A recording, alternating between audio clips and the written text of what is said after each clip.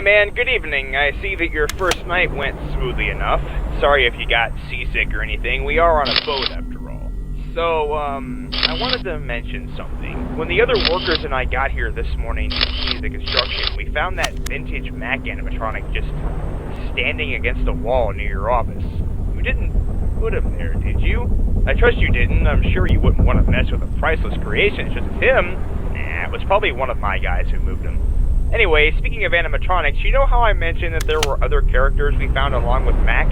Well, one of those characters is the Hamburglar. Considering that he was kind of in the way of our work since he was just sitting in one of the ladders, we moved him to the balcony of the ship so he isn't accidentally damaged. Even though he's small, he's just as priceless as Mac is.